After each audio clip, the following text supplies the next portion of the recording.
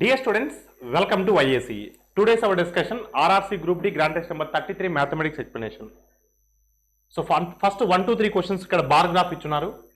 So ఈ bar graph లో మనకు ఒకసారి మీరు చూసినట్లయితే సో ఇచ్చినటువంటి డేటా ఏంటంటే మనకు ప్రొడక్షన్ ఆఫ్ క్లాత్స్ ఓకేనమ్మా ప్రొడక్షన్ ఆఫ్ క్లాత్స్ 2011 టు మనకు 2010 టు 2017 వరకు ఇచ్చున్నారు. చూద్దాం ఫస్ట్ క్వశ్చన్ చూడండి. The average production of the cloths during the period from 2011, 2012 and 2015 is same as that of what? అంటే మనకు 11, 12, 15 ఉన్నటువంటి యావరేజ్ ఏ ఇయర్లో సేమ్ ఉంటుంది. ఫస్ట్ ఆఫ్ ఆల్ 11 చూద్దాం. 11 ఎంతమ్మా 40, 11 ఎంత అండి 40, 11 40. 12 ఈజ్ హౌ మచ్ అండి 60, 12 ఈజ్ హౌ మచ్ అమ్మా 60. సో 15 ఈజ్ వాట్ అండి 15 ఈజ్ 50.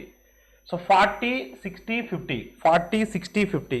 సో మనకి ఇప్పుడు యావరేజ్ కావాలని సగటు కావాలి 40కి 60కి 50. సగటు అంటే ఏంటి వాటిని సమ్ చేసి మనం బై 3 చేస్తాం. So 40 plus 60 100, 100 plus 50 150. So 150 by 3 అంటే 50 వస్తుంది. అంటే సగటు ఉత్పత్తి 50 వస్తుంది. సగటు ఉత్పత్తి 50 వస్తుంది లేదా 40, 50, 60 కాబట్టి సో 50 డైరెక్ట్గా సగటు అని చెప్పొచ్చు. ఓకేనమ్మా అదే ఇప్పుడు ఏ ఇయర్స్లో అంటే 4 ఆప్షన్స్లో ఏ 3 ఇయర్స్ యొక్క సగటు అనేది 50 ఉంటుంది అనేది క్వశ్చన్. సో 10, 13, 14 చూద్దాం. 10 25, నెక్స్ట్ 13 అంటే 45, 45 ప్లస్ 25 70, 14 చూస్తే గిన 65. సో 65 అంటే ఎంత వస్తుంది 70, 135 వస్తుంది. సో మనకు సమ్ చేస్తే 150 రావాలి. సగటు 50 రావాలంటే సమ్ చేస్తే 150 రావాలి. ఆప్షన్ ఏ కాదు. 14 చూస్తేనేమో 65, 16 చూస్తే 75, 75, 65 అంటే ఎంత వస్తుందండి 140 వస్తుంది. 2010 చూస్తే సో 25, 150 క్రాస్ అయిపోతుంది. ఆప్షన్ బి కాదు. ఏ 3 ఇయర్స్ యాడ్ చేస్తే 150 వస్తుంది. 150 కింద సమ్ వచ్చిందంటే యావరేజ్ మనకు సో 50 వస్తుంది. 10 చూద్దాం. 10 అంటే 25, 16 చూస్తే 75, 100, 15 చూస్తే 15, 50. ఎస్ చూడమ్మా ఆప్షన్ సి సాటిస్ఫై అవుతుంది. చూడండి ఆప్షన్ సి. 2010 చూస్తే 25 ఉంది, 2016 చూస్తే 75 ఉంది, 2015 చూస్తే 50 ఉంది. ఇప్పుడు మీరు చూడండి 25, 75, 100, 100 ప్లస్ 50, 150 సమ్ 150 సగటు. సో మనకు 30 ఇవ్వడానికి సగటు 50 ఇవ్వడానికి ఛాన్స్ ఉంది. ఇంకా డి ఆప్షన్ చెక్ చేయాల్సిన అవసరం లేదండి. మీరు చెక్ చేసుకున్నా కూడా అది రాంగ్ ఆన్సర్ అవుతుందండి. So option C is the right answer. Next same set లో సెకండ్ క్వశ్చన్ చూద్దామమ్మా. సేమ్ సెట్ లో which are the following year shows the maximum increase in percentage compared to the previous year. ముందు సంవత్సరంతో పోలిస్తే ఏ తర్వాత సంవత్సరంలో అత్యధిక శాతం పెరిగింది. సో త్రూ 4 ఆప్షన్స్ ఉన్నాయి కాబట్టి 4 ఆప్షన్ చెక్ చేద్దామండి. 2011 కింద చూస్తే ఆ ముందు ఇయర్తో కంపేర్ చేస్తే సో 25, 40 ఉంది కాబట్టి 15 ఇంక్రీజ్ అయింది 40. సో ఎంత మినిమం 25 మీద. ప్రీవియస్ ఇయర్తో కంపేర్ చేస్తే అన్నాడు. సో 15 ఇంక్రీజ్ అవుతుందండి. 25 కాస్త 40 అయిందండి. 25 కాస్త 40 అయిందంటే 15 ఇంక్రీజ్ అయింది 25 మీద. సో నెక్స్ట్ చూద్దాం 2016 అంటే 75 అయింది. దేని మీదమ్మా 50 మీద. అంటే 25 ఇంక్రీజ్ అయింది సో 50 మీద. సో పర్సంటేజ్ ఇంక్రీజ్ అంటే increase by so change by initial value into 100. ఓకేనమ్మా. సో 50 ఉండేది కాస్త 75 అయింది అంటే 25 ఇంక్రీజ్ అయింది. నెక్స్ట్ 2014 కింద చూస్తే 65 అయింది. దేని మీదమ్మా 45 మీద. అంటే 20 ఇంక్రీజ్ అయింది 45 మీద. ఓకేనండి 45 మీద. నెక్స్ట్ సో 2013 కింద చూసినట్లయితే డిక్రీజ్ అయింది. అసలు 2013 మనం చేయాల్సిన అవసరం లేదు ఎందుకంటే ఇక్కడ డిక్రీజ్ అయింది 60 కాస్త 45 అయింది. సో మనం 2013 చూడాల్సిన అవసరం లేదు. ఈ 3 ఆప్షన్స్లో ఏ ఆప్షన్ ఎక్కువ శాతం పెరిగింది. ఓకేనమ్మా.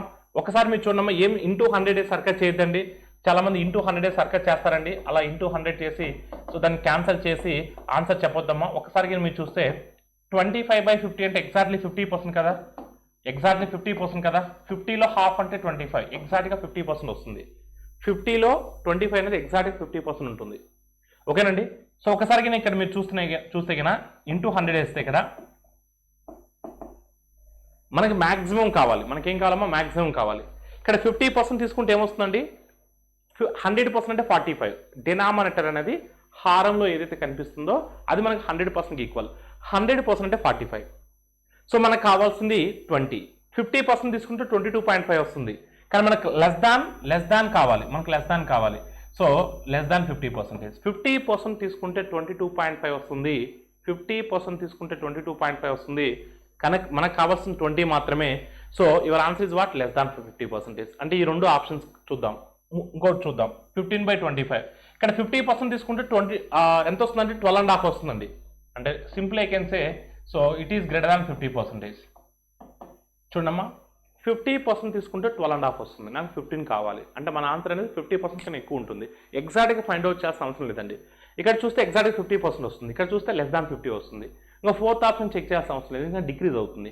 ఇక్కడ ఈ 3 ఆప్షన్లు ఎక్కడ ఎక్కువ పర్సెంట్ ఇంక్రీజ్ అయిందండి, ఆప్షన్ ఏలో 2011లో సో ఎక్కువ పర్సెంట్ ఇంక్రీజ్ అయిందండి. సో నెక్స్ట్ క్వశ్చన్ మీరు చూసినట్టయితే calculate the percentage increase in production in the year 2016 compare to 2014. 2014తో పోలిస్తే 2016 సంవత్సరంలో ఉత్పత్తి శాతం పెరుగుదలను లెక్కెట్టండి. సో 2014తో పోలిస్తే దేంతో పోలుస్తున్నాడు, 2014తో పోలుస్తున్నాడు అంటే 65ని కింద పెట్టాలి. సో దేంతో అయితే కంపేర్ చేస్తామో వాళ్ళని మనం హారంలో తీసుకుంటాం, డినామినేటర్లో తీసుకుంటాం. 2016 అంటే 75, 2016 అంటే 75 ఎంత ఇంక్రీజ్ అయిందంటే 10 ఇంక్రీజ్ అయింది. ఎంత ఇంక్రీజ్ అయిందంటే 10 ఇంక్రీజ్ అయింది.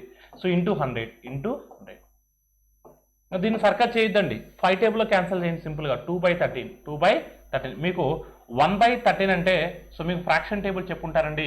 1/13 అంటే 7.69% అండి, మీకు ఫ్రాక్షన్ టేబుల్ చెప్పుంటాను. సో 1/13 అంటే 7.69% అండి. ఇప్పుడు 2/13 అంటే 7.7 అప్రాక్సిమేట్లీ 7.7 అనుకుంటే 7.7 15.4 అంటే మన ఆన్సర్ సో 15.4కు దగ్గరగా ఉండాలండి. 15.4కు దగ్గరగా ఉండాలి. సో 15.4కు దగ్గరగా ఉన్న ఆప్షన్ ఏంటమ్మా, option A. Option A is the right answer.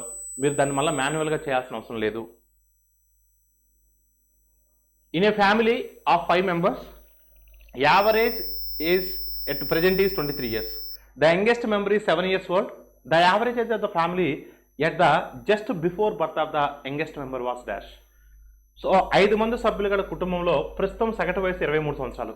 తక్కువ వయసు ఉన్న సభ్యుడికి 7 సంవత్సరాలు. తక్కువ వయసు ఉన్నటువంటి సభ్యుడు పుట్టే ముందు కుటుంబం యొక్క సగటు వయసు ఎంత?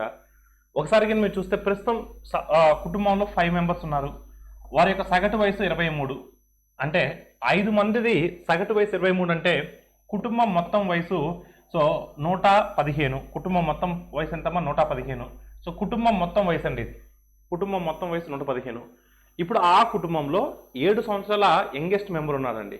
మరి ఆ బాబు పుట్టే ముందు just before birth of the boy అంటే ఆ బాబు జస్ట్ ఇంకా పుడతాడనగా ఆ ఫ్యామిలీలో ఎంతమంది ఉంటారండి, సో 4 members ఉంటారండి. 4 members ఉంటారండి.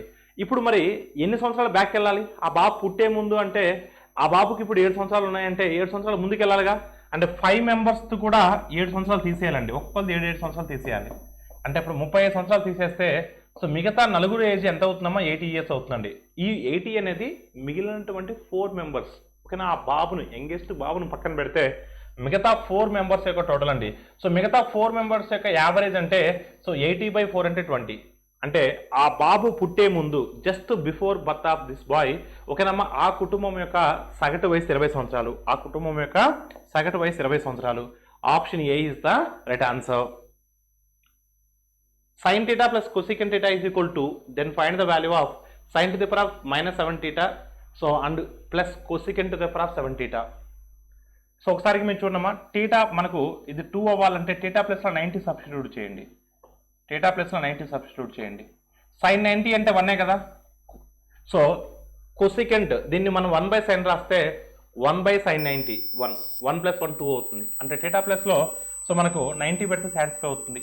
ఇక్కడ మనకు 1 ఉంటుంది, 1 పవర్లో ఏమున్నా సరే మనకు 1 అవుతుంది. 1 + 1 సో 1 + 1 అంటే ఎంత అవుతుందండి, 2 అవుతుందండి. So your answer is what 2. Option A is the right answer.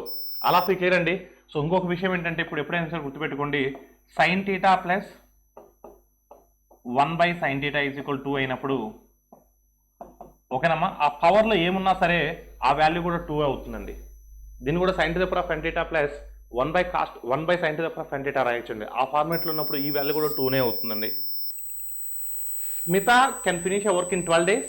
Shyam can finish the same work in 9 days. So after working together for 4 days, they both leave the job. So what is the unfinished work? Smita 12 రోజులకు పనిని పూర్తి చేయగలదు, మరియు Sam అదే పని 9 రోజుల్లో పూర్తి చేయగలడు. 4 రోజులు చేసిన తర్వాత ఇద్దరు ఉద్యోగాన్ని వదిలివేస్తారు. అసంపూర్తిగా ఉన్నటువంటి పని ఎంత అంటే ఇంకా ఎంత పని చేయాల్సి ఉంది చూడమ్మా. సో స్మిత ఒక్కళ్ళు అయితే ఆ వర్క్ని 12 daysలో చేయగలరండి. సో ఆ వర్క్ని ఎన్ని డేస్లో చేయగలరండి, 12 daysలో చేయగలరు. శామ్ ఒక్కడే అయితే 9 రోజుల్లో చేయగలరండి. 9 ఫస్ట్ ఆఫ్ ఆల్ మనం ఎంత వర్క్ ఉందో ఫైండ్ అవుట్ చేయాలండి. టోటల్ వర్క్ ఎంత ఉందో ఫైండ్ అవుట్ చేయాలి. సో టోటల్ వర్క్ ఎంత ఉందని ఎలా ఫైండ్ అవుట్ చేయగలమంటే 12కి 9కి మనం ఎల్సిఎం ఫైండ్ అవుట్ చేయాలండి. సో 12కి 9కి ఏ టేబుల్లో మ్యాక్సిమం క్యాన్సిల్ అవుతుందండి? ఇది 3 టేబుల్లో మ్యాక్సిమం క్యాన్సిల్ అవుతుంది. స్మాలెస్ట్ నెంబర్ 3 టైమ్స్ పోతుంది. 3 టైమ్స్ ఆఫ్ 12 అంటే 36, అంటే టోటల్ వర్క్ 36 అండి. సో 12 టేబుల్లో 36 3 టైమ్స్ పోతుందండి. సో 9 టేబుల్లో 36 4 టైమ్స్ పోతుందండి. సో 3 4 ఇప్పుడు స్మిత ఒక రోజు పనికి వెళ్తే సో 3 యూనిట్స్ చేయగలదు. సో శామ్ ఒక రోజు పనికి వెళ్తే 4 యూనిట్స్ చేయగలడు. ఇప్పుడు ఇద్దరు కలిసి పనిని మొదలుపెట్టారు. 4 రోజులు కలిసి చేశారండి. ఒక రోజు చేస్తే ఎంత వర్క్ అయిపోతుందంటే 7 యూనిట్స్ అయిపోతుంది.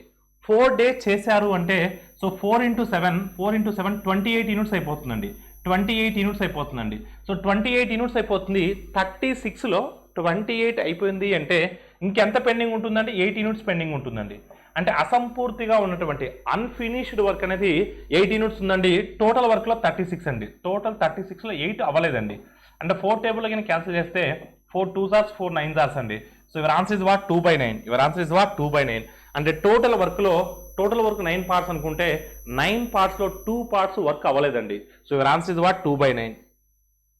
So divides 13,680 in 3 parts such that first part is 3/5 of third part and the ratio between the second and third part is 4:7. How much is the first part?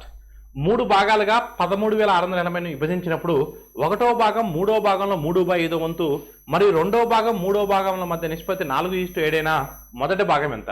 ఇక్కడ మనకు 2వది 3వది ఇచ్చాడండి. అంటే ఫర్ ఎగ్జాంపుల్ 2వది బి అనుకోండి, 3వది C అనుకుంటే 2వది 3వది 4:7 అన్నాడండి. 4:7 అన్నాడు. So 4:7.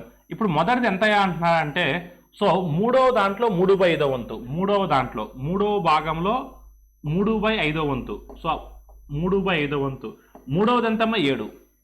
ఇప్పుడు ప్రతి ఒక్కదాన్ని 5తో మల్టిప్లై చేయండి అమ్మా. 5తో మల్టిప్లై చేయండి, అప్పుడు 21 వస్తుంది. 5 క్యాన్సిల్ అవుతుంది. 5తో మల్టిప్లై చేస్తే మనకు 5 4 20 వస్తుంది. 5తో మల్టిప్లై చేస్తే 5 ఏళ్ళ 35 వస్తుంది. ఓకేనండి. ఒకసారి మీరు ఈ అన్నిటిని యాడ్ చేసినట్లయితే 41 + 35 76 అవుతుందండి. మొత్తం 76 పార్ట్స్ అండి. మొత్తం ఎంతమ్మా 76 పార్ట్స్ అండి.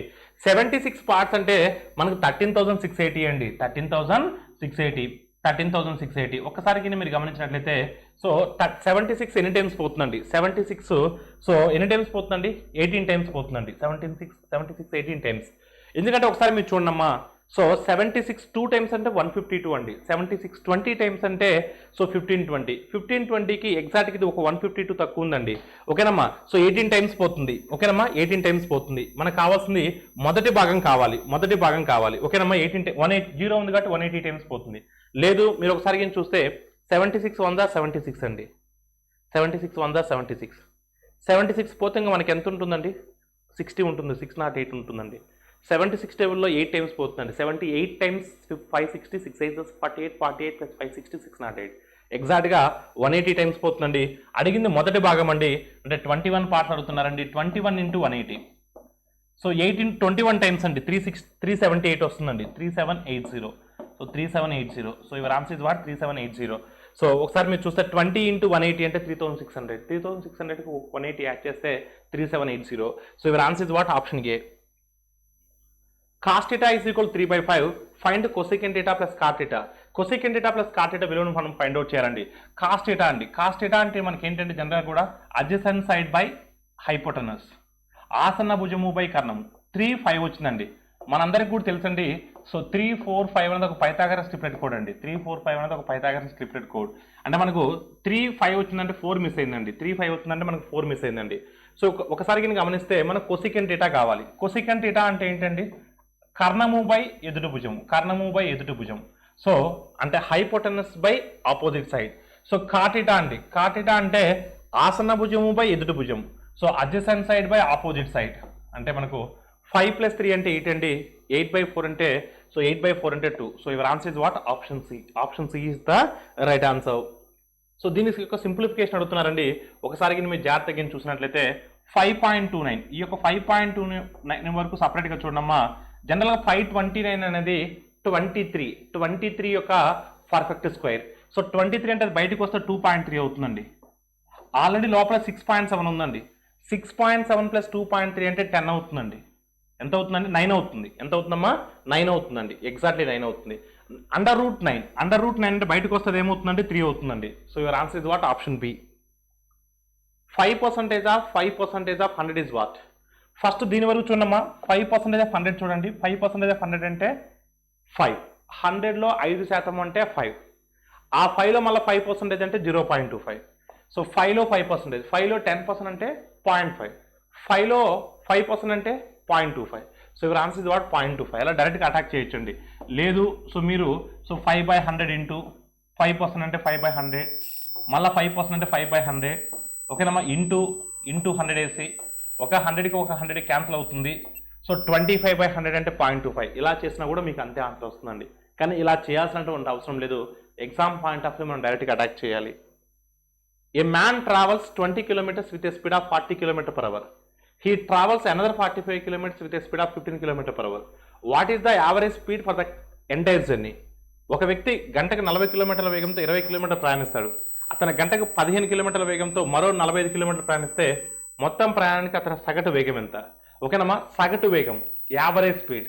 సగటు వేగము అంటే average speed is equal to total distance by total time.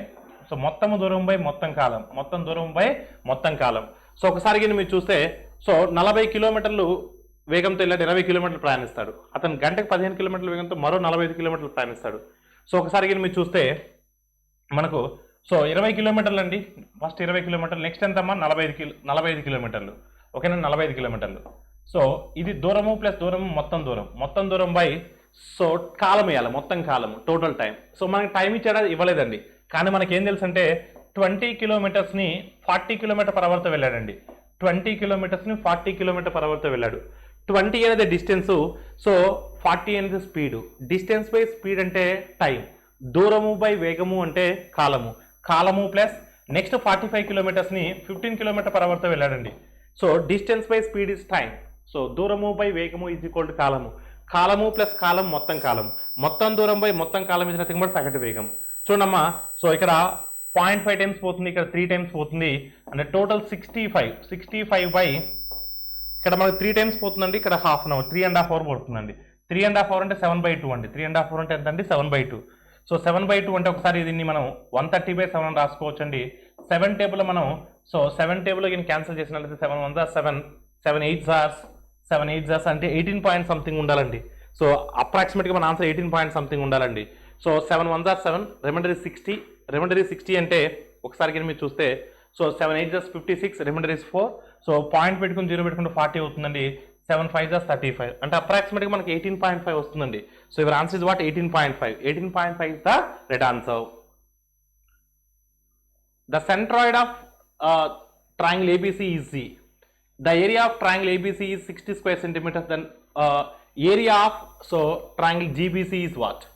ఒక త్రిభుజం యొక్క గురుత్వ కేంద్రం G, ABC యొక్క వైశాల్యం 60 చదరపు సెంటీమీటర్లు. సో త్రిభుజం GBC యొక్క వైశాల్యం ఎంత?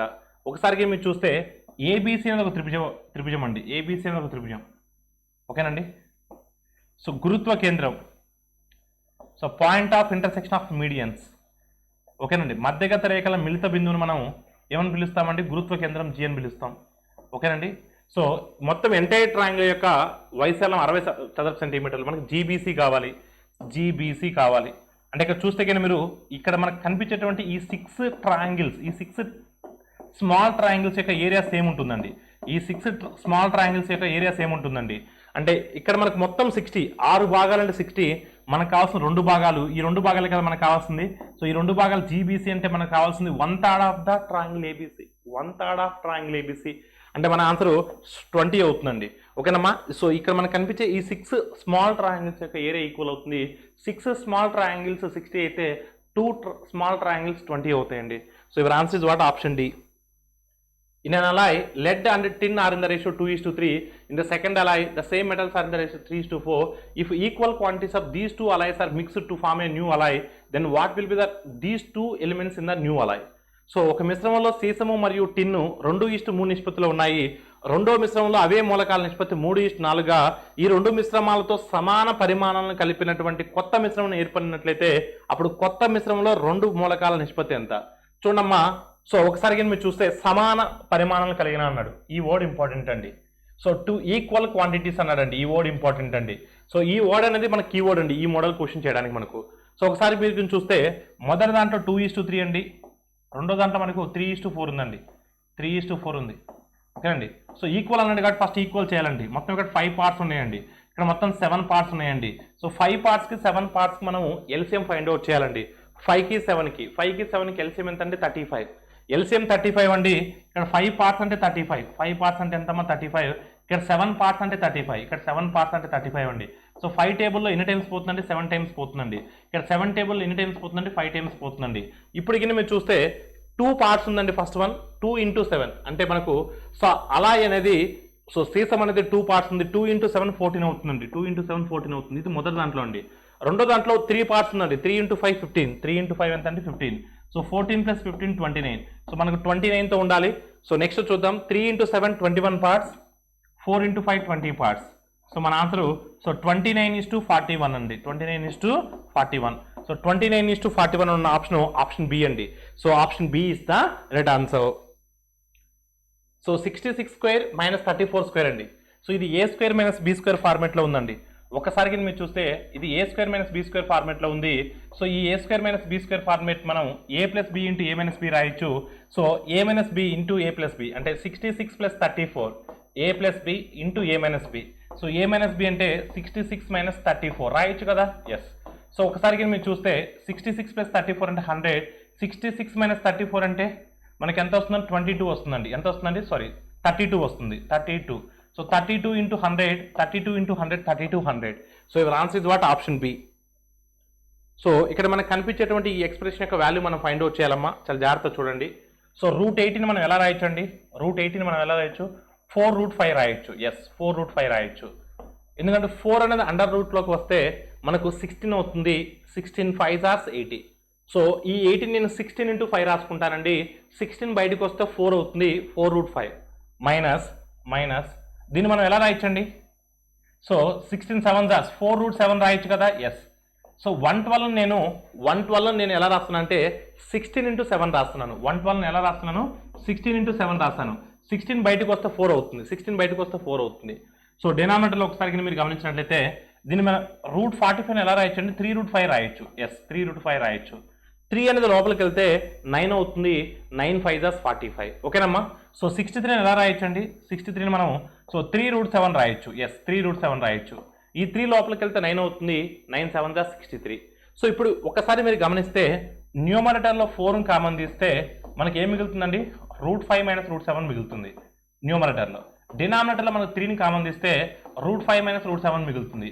ఇప్పుడు మనకు √5 - √7కి √5 - √7 క్యాన్సిల్ అవుతే 4/3 మిగులుతుంది. సో 4/3 అంటే 1/3 అని రాయొచ్చు. 4/3 అంటే ఎలా రాయొచ్చు అండి, 1/3 రాయొచ్చు. So your answer is what, option C. Option C is the right answer.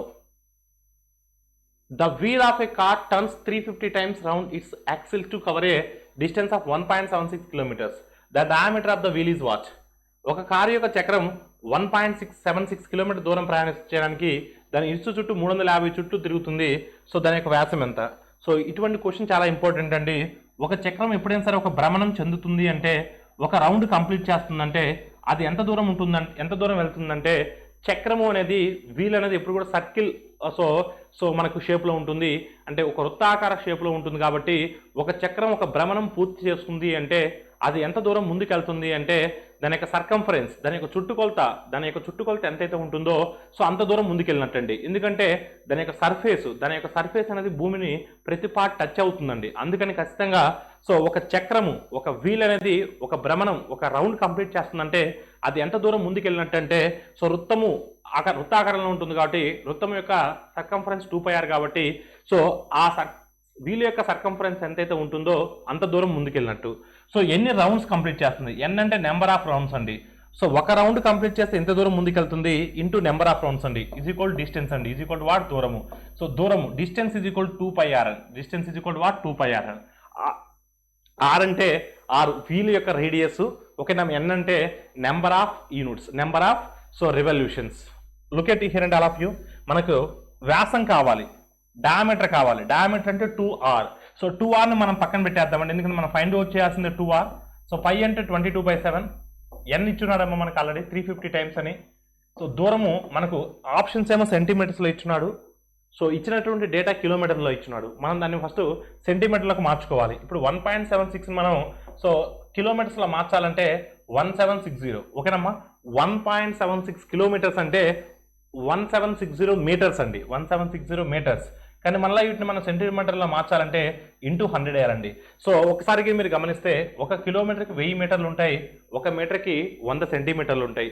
So ఒకసారికి మీరు గమనిస్తే 7 టేబుల్ అది 50 టైమ్స్ పోతుందండి. సో 20 to 50 టైమ్స్ అంటే 1100 అండి. సో 1100 ఉంటుందండి. ఒక్కసారికి మీరు చూస్తే 1100లో 2 సున్నాలకి 11 టేబుల్లో మనకు 11 1s are 11, 11 6 టైమ్స్. సో 160 అండి. So your answer is what అండి, 160 సెంటీమీటర్స్ అండి. So 160 centimetres. వ్యాసము 2r is equal to 160 centimetres, 160 సెంటీమీటర్స్. చూడమ్మా, 750 టైమ్స్ 20 to 50 టైమ్స్ 1100. 1100లో 2 సున్నాలకి ఇక్కడ 2 సున్నాలు క్యాన్సిల్ చేశాను. 11 టేబుల్లో 11 1s are 11 6 times, 11 0 times. Your answer is what, 160. So 160 option D is the right answer. So root X minus root Y is equal to 1, root X plus root Y is equal to 17 అయితే root x why విలువ ఎంత అండి? ఒకసారికి మీరు గిన్ చూసినట్లయితే all of you, so A plus B whole square minus A minus B whole square is equal to 4ab ఇలా రాయొచ్చా అండి? మీరు కావాలి దీన్ని ఎక్స్పాండ్ చేయండి. A plus B whole square అంటే ఏమొస్తుందండి, A square plus B square plus 2ab. A minus B whole square అంటే A square plus B square minus 2ab వస్తుంది. కానీ మైనస్తో మల్టిప్లై చేసినప్పుడు అప్పుడు ఏ స్క్వేర్కి బి స్క్వేర్ క్యాన్సిల్ అవుతుంది, 2ab 4ab అవుతుంది. ఎగ్జాక్ట్లీ సూటబుల్ అవుతుంది. ఒకసారి మీరు చూస్తే దీన్నే ఇక్కడ మనకు దీన్నే మీరు అప్లై చేసినట్లయితే ఇక్కడ మనకు ఏబీ కావాలి. ఇక్కడ చూడమ్మా, ఒకసారి మీరు చూస్తే ఆల్ ఆఫ్ యూ, ఇక్కడ ఏ ప్లస్లో నేను రూట్ ఎక్స్ తీసుకుంటున్నానండి, ఏ ప్లస్లో రూట్ ఎక్స్ తీసుకుంటున్నాను, బి ప్లస్లో రూట్ వై తీసుకుంటున్నాను, బి ప్లస్లో రూట్ వై తీసుకుంటున్నాను. ఏ అంటే రూట్ ఎక్స్ తీసుకుంటున్నాను, బి అంటే రూట్ వై తీసుకుంటున్నాను. ఏ ప్లస్ బి హోల్ స్క్వేర్ అంటే 17 square, 17 square, 17 square minus A minus B, A minus B అంటే 1 square, 1 square is equal to 4ab. మనకు 4ab, ఏబీ ఫైండ్ అవుట్ చేస్తే సరిపోతుంది. రూట్ ఎక్స్ వై అంటే ఏబీనే కదా, ఏబీని మనం ఫైండ్ అవుట్ చేయాలి. ఒకసారి మీరు జాగ్రత్త చూడమ్మా, 17 స్క్వేర్ అంటే ఎంత, 289 సో 289 మైనస్ 1, 289 మైనస్ 1 అంటే so 288 is equal to 4ab. So 4 ఎన్ని టైమ్స్ అంటే 4 7s are 4 2s are, therefore AB is equal to what, 72. AB is equal to what, 72. Option B is the right answer. Question number 80. What is the compound interest on 48,000 for 2 years at 20% per annum if interest is compounded annually? So 48,000 రూపాయల సంవత్సరానికి 20% చక్రవడ్డీ చొప్పున 2 సంవత్సరాలకు వచ్చేటువంటి వడ్డీ ఎంత? ఒక్కసారికి మీరు గమనించినట్లయితే సో మొదటి సంవత్సరం చక్రవడ్డీ ఎప్పుడు కూడా అసలు మీద లెక్కెడతామండి. అసలు 48,000, వడ్డీ రేట్ 20%. సో 20% మనం క్యాలిక్యులేట్ చేయాలి. 10% అంటే ఎంతమో 4,800, 20% is nothing but 9,600. So first year compound interest is 9,600. This is first year compound interest. మొదటి సంవత్సరం చక్రవడ్డీ. రెండవ సంవత్సరం చక్రవడ్డీ అంటే మొదటి సంవత్సరం వడ్డీ ప్లస్ దీని మీద మళ్ళీ వడ్డీ క్యాలిక్యులేట్ చేయాలి, ఇంట్రెస్ట్ మీద ఇంట్రెస్ట్ క్యాలిక్యులేట్ చేయాలి. 9,600 మీద మళ్ళీ 20%. 10% అంటే 960, 20% అంటే 960 1920, 960 1920. ఓకేనమ్మా. సో ఈ 1920 ఎలా వచ్చింది సార్ అని అడుగుతారా? This is interest on interest. 20% of 9,600. 9,600లో 10% అంటే 960, సో 20% అంటే 1920. So this is together 2 years compound interest. 9,600 19,200. So 19,200కి ఇప్పుడు ఒక 1920 యాడ్ చేయాలి. అడిగింది వడ్డీ మాత్రమే. వచ్చే వడ్డీ ఎంత చూడమ్మా. సో యాడ్ చేస్తే ఎంత వస్తుందండి, 21,120 వస్తుందండి, 21,120. సో ఒకసారి మీరు చూస్తే అసలు చేయాల్సిన అవసరం లేదు, ఎందుకంటే మనకు 9,600 19,200 1920 మనకు 20,000లో వస్తుంది. 20,000లో ఉన్నటువంటి ఆప్షన్ ఒకటే ఉంది. So your answer is what, option B. So what is the HCF of these అంటే ఈ ఫ్రాక్షన్స్ యొక్క హెచ్సిఎఫ్ ఫైండ్ అవుట్ చేయమంటున్నాడు. భిన్నాల యొక్క గసాబా. సో హెచ్సిఎఫ్ ఆఫ్ ఫ్రాక్షన్స్ అంటే HCF of numerators by LCM of denominators. So భిన్నాల యొక్క గసాబా ఎలా ఫైండ్ అవుట్ చేస్తామంటే లవముల యొక్క గసాబా బై హారముల యొక్క గసాగు. లవముల యొక్క గసాబా 4 6 8 ఈ 3 కూడా సో రెండో టేబుల్లో మ్యాక్సిమం క్యాన్సిల్ అవుతుంది. అంటే లవముల యొక్క గసాబా 2. So the LCM HCF of numerators is 2. అప్పుడు ఎల్సిఎం ఫైండ్ అవుట్ చేయాలి. 5 ఫైండ్ అవుట్ చేయాల్సిన అవసరం లేదు. 5 అనేది 25లో ఉంటుంది. సో 8కి 25 కసాగు, 8కి 25 కసాగు, 8 టు 25 ఏ టేబుల్లో కూడా క్యాన్సిల్ అవ్వవు కాబట్టి 825 టైమ్స్ 200, సో 2/200 అంటే 1/100, అంటే ఈ భిన్నముల యొక్క హారముల యొక్క కసాగు 200, సో గసాబా 2/200 అంటే 1/100, so your answer is what 1/100. Option B is the right answer. ఒకవేళ ఎల్సిఎం ఆఫ్ ఫ్రాక్షన్స్ అడిగితే LCM of numerators by HCF of denominators, లవముల యొక్క కసాగు బై హారముల యొక్క గసాబా. A train crosses a stationary object in 10 seconds. What is the length of the train if the speed of the train is 25 metre per second? ఒక రైలు 10 సెకండ్లలో స్థిరంగా ఉన్న వస్తువును దాటుతుంది. సో రైలు వేగం 25 మీటర్ పర్ సెకండ్ ఉంటే రైలు పొడవు ఎంత? సో రైలు పొడవు ఎప్పుడైనా గుర్తుపెట్టుకోండి, ఒక స్టేషనరీ ఆబ్జెక్ట్ని, ఒక స్థిరంగా ఉన్న ఒక వస్తువుని ఒక రైలు దాటిపోతుంది అంటే ఎంత దూరం ట్రావెల్ చేసినట్లు అంటే సో ట్రైన్ పొడవు ఎంతైతే ఉంటుందో అంత దూరం ట్రావెల్ చేసినట్టు. సో అంటే దూరము is equal to length of the train. So దూరము distance is equal length of the train. జనరల్గా డిస్టెన్స్ అంటే ఏంటి? Speed into time. Speed of the train is 25 metre per second. Speed of the train is 25 metre per second. So time is what 10 seconds. Time is what 10 seconds. So 25 into 10 250. 25 into 10 250. So your answer is what 250 meters. రైలు పొడవు ఎంతమ్మా? 250 meters. Option B is the right answer. If the cost price of an article is 80% of its selling price, the profit percentage is what? ఒక వస్తువు యొక్క కొన్న ధర దాని అమ్మకపు ధరలో 80% అయితే లాభ శాతం ఎంత? చూడమ్మా, ఒక వస్తువు యొక్క కొన్న ధర దాని అమ్మకపు ధరలో 80% అంట. అంటే అమ్మకపు ధరలో 80% అంటే ఒకసారికి మీరు చూస్తే అమ్మకపు వెల అంటే సెల్లింగ్ ప్రైస్ అనేది మనం 100 అనుకుంటే, సెల్లింగ్ ప్రైస్ అనేది 100 అనుకుంటే, సో కొన్న వేల ఎంత అవుతుందండి? 80% అవుతుందండి. కాస్ట్ ప్రైస్ ఎంత అవుతుందండి? 80 అవుతుందండి. దాంట్లో 80% అంటే 80గా, అంటే సిపి ఈజ్ 80, కొన్న వేల 80, అమ్మిన వేల 100, అంటే లాభం ఎంతమ్మా? 20. లాభం ఎంత? 20. సో లాభ శాతం ఎల్లప్పుడూ కూడా కొన్న వేల మీద లెక్కెడతాము. So profit percentage is always calculated on CP. So 20/80. 20/80 is nothing but 1/4. 1/4. 21s are 24 times. 1/4 is nothing but 25%. 1/4 is nothing but 25%. A sum of money at simple interest so amounts to 560 in 3 years, 620 in 6 years. Find the rate of interest. కొంత అసలు బారు వడ్డీ rate వద్ద 3 సంవత్సరాలకు వచ్చేటువంటి మొత్తము 560, 6 సంవత్సరాలకు వచ్చేటువంటి మొత్తము 620 అయిన వడ్డీ రేటుని కనుగొనండి. ఒకసారి కింద మీరు చూస్తే 3 సంవత్సరాల తర్వాత కింద మీరు లెక్కెట్టినట్లయితే 3 సంవత్సరాల తర్వాత 560 అవుతుంది. ఇది 3 సంవత్సరాల తర్వాత. మరి 6 సంవత్సరాల తర్వాత ఏమవుతుందంటే 6 సంవత్సరాల తర్వాత సో 620 అవుతుందండి. అంటే ఎన్ని ఇయర్స్ గ్యాప్ ఉందండి ఇక్కడ? సో 3 years గ్యాప్ ఉందండి. ఎన్ని ఇయర్స్ గ్యాప్ ఉందమ్మా? 3 years గ్యాప్ ఉంది. ఎంత గ్యాప్ ఉందంటే 60 గ్యాప్ ఉంది. ఎంత గ్యాప్ ఉందంటే 60 గ్యాప్ ఉంది. చూడమ్మా, సాధారణ వడ్డీలో ప్రతి సంవత్సరం కూడా వడ్డీ అనేది సమానంగా ఉంటుంది. సో 3 years 60 అంటే 1 yearకి ఎంత అవుతుందండి? 20 అవుతుందండి. సో ఎవరి ఇయర్ సింపుల్ ఇంట్రెస్ట్ ఈ సేమ్. మనకు ప్రిన్సిపల్ కావాలండి. సో ప్రిన్సిపల్ కావాలంటే అసలు కావాలంటే ఎన్ని ఇయర్స్ బ్యాక్ రావాలి? 3 years బ్యాక్ రావాలండి. సో 1 yearకి ఇంట్రెస్ట్ 360, 1 yearకి 23 years కూడా 60 అవుతుంది. ఇక్కడ 3 years కూడా 60 అవుతుంది. అంటే ఇక్కడ 60 రూపీస్ కింద మీరు సో సబ్ట్రాక్ట్ చేసినట్లయితే అసలు 500 అవుతుందండి. అసలు 500 అవుతుంది. ఇప్పుడు మనకు వడ్డీ రేటు కావాలండి. అంటే 3 years ఇంట్రెస్ట్ 60 అండి, కానీ 1 year ఇంట్రెస్ట్ ఎంత అండి? 20. 1 year ఇంట్రెస్ట్ అంతా 20. సో 3 years 60 అయితే 1 year 20గా. ఇంట్రెస్ట్ దేని మీద క్యాలిక్యులేట్ చేస్తామండి? అసలు మీద క్యాలిక్యులేట్ చేస్తామండి. అసలు ఎంతమ్మా? 500. Principle is what 500. సో 5 టేబుల్లో 20 ఎన్ని టైమ్స్ పోతుందండి? 4 times పోతుందండి. అంటే వడ్డీ రేట్ ఎంత ఉంటుందండి? 4%. వడ్డీ రేట్ ఎంత ఉంటుందండి? 4%. So 4% is the rate of interest. What will come in place of the question mark? So question mark ప్లేస్లో ఏమొస్తుందో చెప్పమంటున్నాడండి. సింప్లిఫికేషన్ అడుగున్నారండి. ఒకసారికి మీరు చూస్తే 16% ఆఫ్ 25 అండి. ఓకేనమ్మా, 16% ఆఫ్ 25. సింపుల్గా మీరు గమనించినట్లయితే సో 16% అన్నాడు కదా, దీన్ని 25% ఆఫ్ 16 రాయండి. ఈ 16% ఆఫ్ 25ని ఏ పర్సంటేజ్ ఆఫ్ బి, నేను బి పర్సంటేజ్ ఆఫ్ ఏం రాస్తున్నాను. నష్టం ఏముందా అండి? 25% ఆఫ్ 16. అమ్మ 25% అంటే 2 times హాఫ్ చేయాలి. 16 హాఫ్ చేస్తే 8, 8ని హాఫ్ చేస్తే 4 కదా, 4 into 88 అండి. So 4 into 88, 4 80s are 320, 4 8s are 32.